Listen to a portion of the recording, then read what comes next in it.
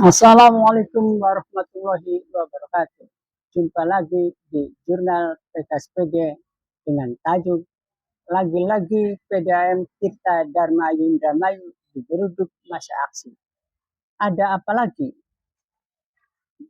Mari kita kemudian perbincangkan kapan aksi itu akan digelar.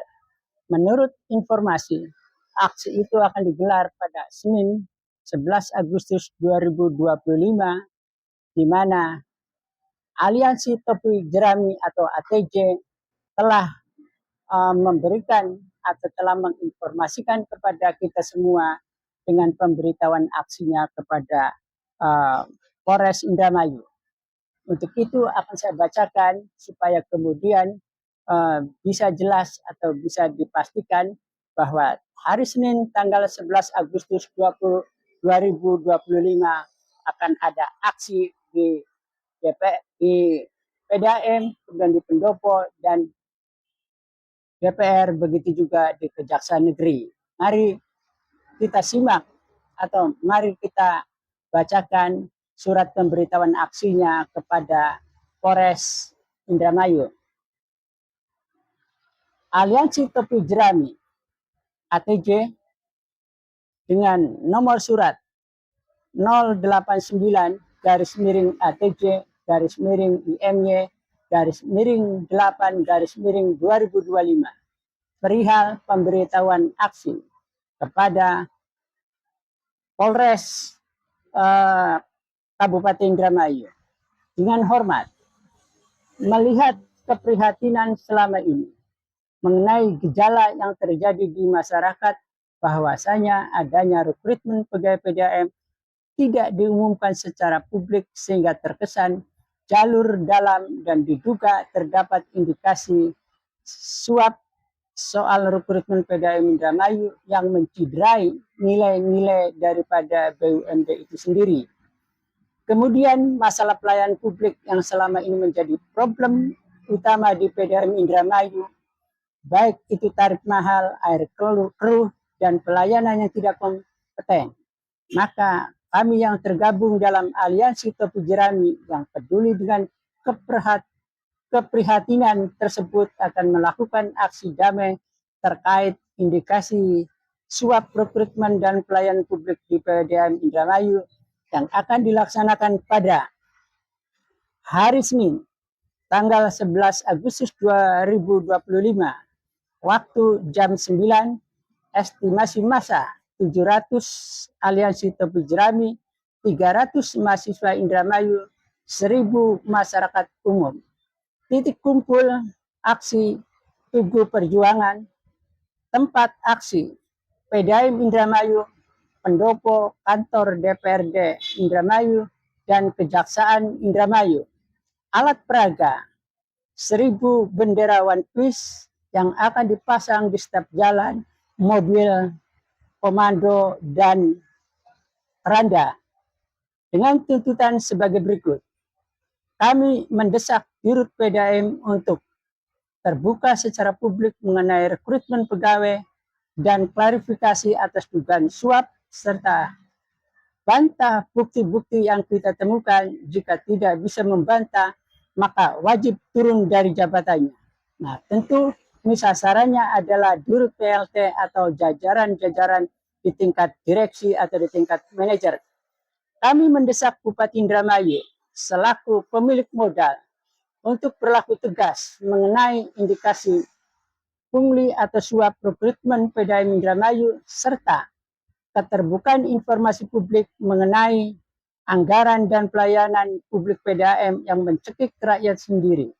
Jika dalam jangka 1 minggu tidak ada progres Bupati Indramayu wajib turun dari jabatannya. 3. Kami mendesak DPRD Komisi yang menaungi BUMD untuk membuat satgas audit forensik menyeluruh secara independen terhadap manajemen PDAM Indramayu, termasuk sistem keuangan, distribusi air, serta kebijakan rekrutmen. Hasil audit tersebut harus diumumkan kepada publik sebagai bentuk transparansi dan akuntabilitas publik. 4. Kami mendesak Kejaksaan Indramayu untuk segera memproses atas dugaan kasus pungli atau suap yang dilakukan oleh PDAM Indramayu, sehingga Kejaksaan Indramayu tidak diam saja dalam kurung punya manfaat. Demikian surat pemberitahuan ini saya sampaikan untuk menjadi maklum atas perhatian dan kerjasamanya. Kami mengucapkan terima kasih. Indramayu, 4 Agustus 2025. Hormat kami, Koordinator Lapangan Samsul Mauludin, Sekretaris Sofyan Suri, Koordinator Umum Rizky Fajareza. Nah, itulah aksi yang akan digelar oleh Aliansi Topi Jerami yang melibatkan mahasiswa dan masyarakat sipil. Nah, seperti yang biasa dilakukan ketika kemudian ada isu, maka kemudian ada pemberitaan media online, termasuk juga media cetak, yang sama menginformasikan atau melansir soal bantahan.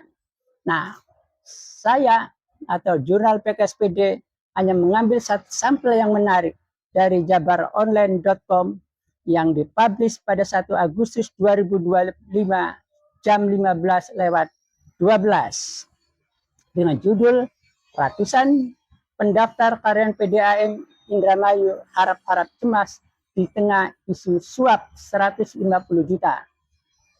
Apa yang menarik kemudian, ada bantahan dari pihak PDAM ketika dikonfirmasi manajer SDM tidak memberikan penjelasan kepada para awak media atau insan pers atau jurnalis, tetapi kemudian ada penjelasan atau bantahan yang dikemukakan atau yang dilontarkan oleh manajer Humas PDAM yang mengatakan bahwa rekrutmen PDAM sudah memenuhi peraturan, sudah sesuai dengan aturan.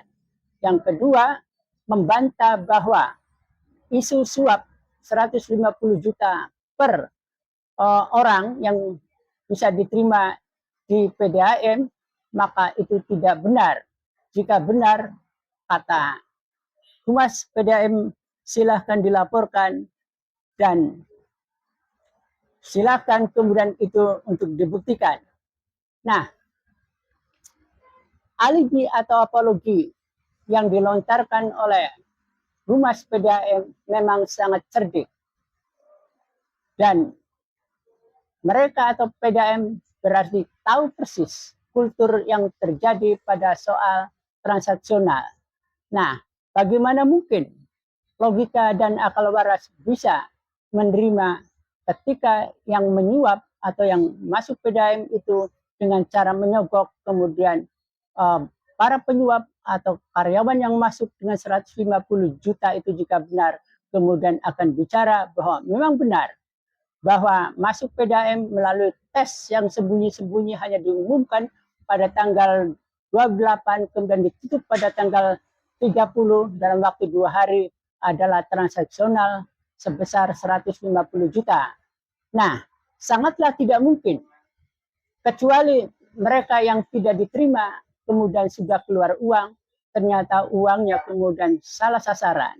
Nah, maka kemudian Humas PDAM mengatakan bahwa silahkan buktikan. Artinya, jika kemudian 150 juta tadi yang bernyanyi tidak diterima, maka pembenaran akan bisa kemudian dilakukan oleh Humas PDAM.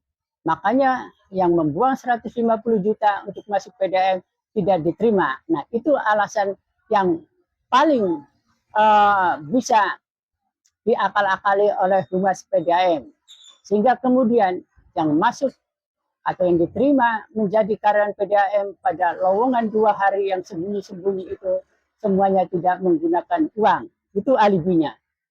Nah, bagaimana mungkin atau jika benar bahwa Bupati telah menyetujui rekrutmen 2 hari, kita juga aneh. Bupati mestinya sadar bahwa posisi Bupati hanya sebagai KPM yang diberikan mandat oleh para pemegang saham PDAM atau BUMD adalah masyarakat. Nah, kita kemudian ingin bertanya, apakah PDAM dan Bupati sebagai KPM paham atau mengerti bahwa PDAM sahamnya milik rakyat?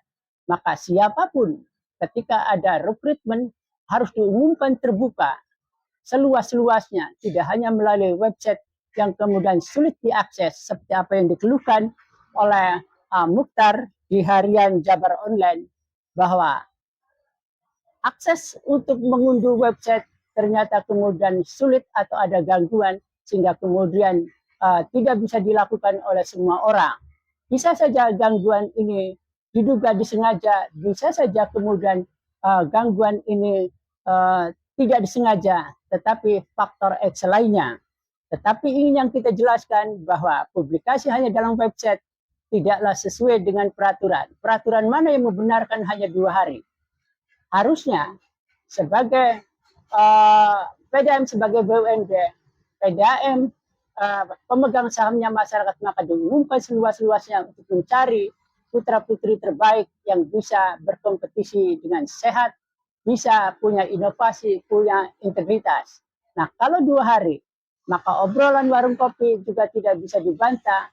Ada dugaan ini jalur VIP yang secara khusus transaksionalnya juga sembunyi-sembunyi. Jika itu benar, maka ini menjadi lebih parah, sehingga PDAM tetap menjadi tong sampah dan menggunakan manajemen sampah. Lantas, apakah aliansi topi jerami yang mendesak DPR untuk menangani persoalan PDAM ini akan kemudian tersentuh? Lagi-lagi kita publik kurang percaya karena pada aksi Agustus 2024 yang dilakukan oleh aliansi topi jerami atas tagihan yang melonjak-lonjak, kemudian air yang buruk yang kemudian digelar di DPR, ternyata DPR tidak bisa mengundang Dirut PDAM pada waktu itu Adi Setiawan. Nah, ternyata juga DPR kemudian tidak tuntas untuk menindaklanjuti pengaduan masyarakat atau pengaduan aliansi topi jerami, karena di tengah jalan kemudian persoalan PDAM menjadi hilang. Padahal sederhana, untuk membuktikan apakah benar ada kenaikan tarif yang kemudian dibantah oleh pihak PDAM, maka kemungkinan kedua, tagihan yang melonjak-melonjak, kita menggunakan analogi hukum boiler, di mana tekanan angin lebih kuat daripada air, maka kemudian meter air berjalan lebih cepat, sehingga kemudian meter airnya menunjukkan angka yang sangat dramatis. Nah, pembuktian ini tidak pernah dilakukan baik oleh PDAM bersama-sama dengan DPR atau pihak konsumen. Padahal sudah kita bicarakan jauh-jauh hari bahwa paling sederhana adalah bagaimana kita duduk bersama untuk membuktikan bagaimana analogi hukum boiler itu kemudian bisa diverifikasi, bisa kemudian untuk pembuktian di lapangan. Nah, berharap pada DPR tentu tidak bisa. Nah, satu-satunya berharap pada Bupati, jika Bupati punya political will sebagai KPM. Lantas, apakah kemudian harus diaudit? Harus. Bupati pernah membuat pernyataan atau pernah mengatakan kepada PKSPD bahwa setelah dilantik, bahwa PDAM dan BWI akan dilakukan audit investigatif atau audit khusus tertentu untuk membongkar fraud atau untuk membongkar adanya kecurangan atau dugaan-dugaan atau indikasi kuat perkorupsian yang terjadi di tubuh PDAM dan BWI. Tetapi sampai hari ini kemudian Bupati tidak mengambil tindakan. Ini tentu pertanyaannya, apakah Bupati juga kemudian diduga sudah kong kali kong atau sudah mengadakan konspirasi untuk menutup transparansi publik itu. Inilah yang kemudian menjadi catatan miris. Bukan lagi beberes Indramayu, tetapi ini menambah rusak soal Indramayu, khususnya terhadap PDAM yang terus dijadikan tong sampah dengan manajemen sampah oleh pemerintahan Lukisai. Nah, jadi tidak ada alasan yang bisa membenarkan baik secara logika dan akal waras bahwa pengumuman 2 hari kemudian bisa dianggap atau kemudian itu sudah sesuai dengan aturan. Pertanyaannya adalah, aturan dibuat oleh siapa?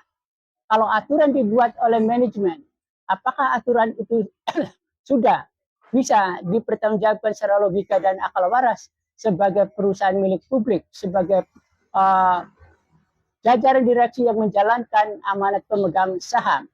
Lebih-lebih kita untuk bisa mengakses neraca pun kemudian terkunci dan bupati tidak memilih transparansi itu dibuka.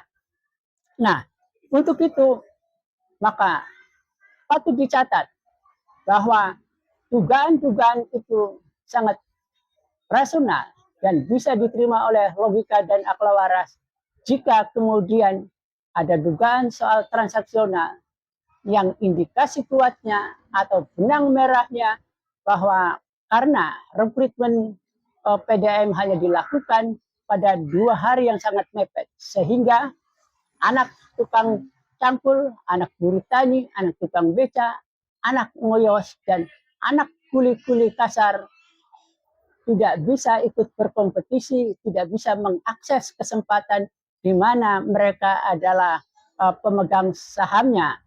Nah, maka jika PDAM akan terus atau dilanjutkan oleh pemberitaan Luki saya sebagai tong sampah atau manajemen sampah, maka PDAM tidak mungkin bisa sehat. Oleh karena itu, Bupati harusnya menganulir atau membatalkan dan membuka ulang soal rekrutmen atau lowongan karyawan PDAM seluas-luasnya, minimal 15 hari sehingga semua anak-anak Indramayu yang pintar, anak-anak Indramayu yang punya integritas, anak-anak Indramayu yang punya inovasi bisa berkompetisi, bertarung secara jujur, transparan, dan bisa dipertanggungjawabkan. Nah, jika ini kemudian tidak dianulir atau tidak diulang, pembukaan atau penerimaan atau lowongan pekerjaan di PDAM, maka ini mau tidak mau dugaan-dugaan itu kita meyakini ada benarnya karena bisa diterima oleh logika dan akal waras meskipun sulit dibuktikan oleh hukum yang menganut hukum formil semata. Tetapi lagi-lagi alasan bahwa silakan diadukan, maka logika dan akal waras tidaklah mungkin orang yang masuk PDAM kemudian menceritakan dengan menggunakan uang atau dengan menyuap atau adanya transaksional. Tetapi kemudian yang gagal karena uangnya sudah keluar, kemudian tidak diterima PDAM, maka dia mengatakan bahwa tuh buktinya yang pakai uang tidak diterima oleh PDAM, maka PDAM tidak menggunakan transaksi, PDAM tidak menggunakan jalur VIP, PDAM tidak ada jalan untuk transaksional. Nah, alibi-alibi atau apologi itulah yang dibangun dan bisa dimenangkan di dalam kondisi situasi KPM yang tidak peka, DPR yang kemudian tidak mau peduli dengan persoalan rakyat. Terima kasih. Wassalamualaikum warahmatullahi wabarakatuh.